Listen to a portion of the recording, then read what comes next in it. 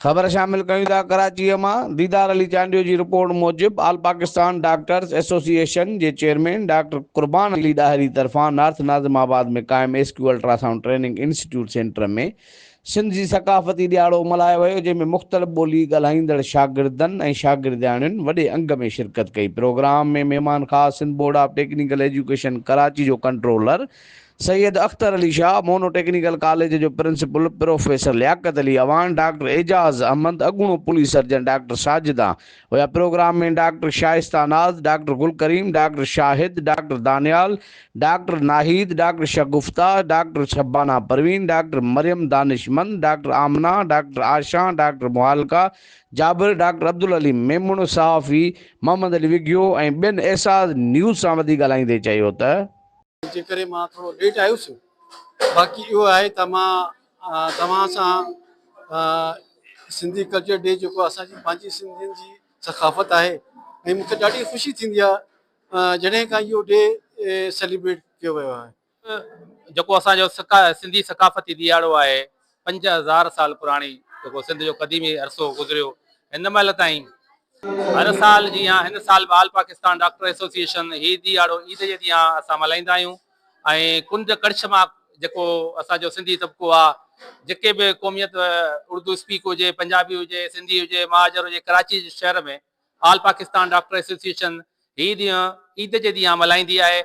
ऐं all Pakistan doctor association जा जेके बि मेंबर्स आहिनि उहे पंहिंजूं ख़िदमतूं सर अंजाम ॾींदा आहिनि। डॉक्टर शाइस्ता नाज, यहाँ एसक्यू अल्ट्रासाउंड डॉक्टर कुर्बान अली डहरी, डॉक्टर शुमाइला और डॉक्टर रज़ाक, इन तीनों के बेस पे माशाल्लाह से इतना अच्छा इंस्टीट्यूट है कि मैं कहूँगी मैं पहले इंस्टीट्यूट यहाँ पर स्टूडेंट रह चुकी हूँ, लेकिन अब मैं वॉलंटियर में भी हूँ और डॉक्टर एज ए डॉक्टर भी। लेकिन करम है उस मालिक का कि इतना अच्छा यहाँ का सब सिस्टम है कि हम बहुत खुश हैं अपने डॉक्टरों से। उनकी थ्योरी प्रैक्टिकल इन केस उनकी जितनी भी स्पीच होती है वो हम खूब अच्छी तरीके से सुनते हैं, समझते हैं और आगे इंशाल्लाह ये हमारा इदारा बहुत तरक्की करेगा। और सिंध की सकावत के हवाले से जहाँ तक ताल्लुक है, सिंध समझ ले बेस है हमारे पाकिस्तान का।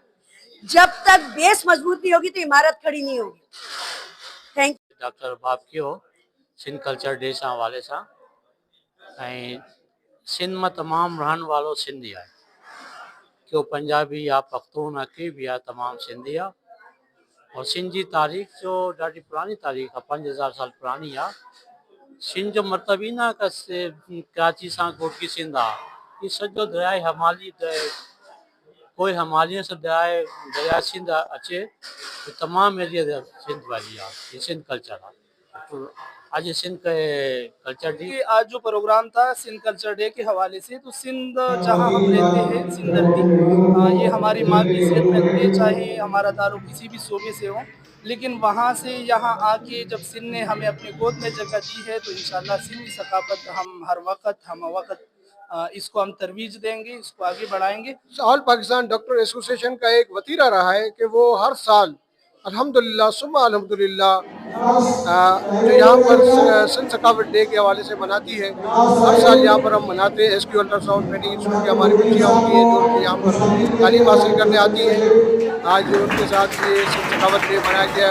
हमारे मेहमान जो ग्रामी, इसमें Sindh technical board, Sindh board of technical education के मोहतरम जनाब सैयद अख्तर अली शाह साहब भी यहाँ तशरीफ लाए। की तारीख बहुत पुरानी है, 5000 साल पुरानी तारीख पे हम ये कल्चर डे मना रहे हैं।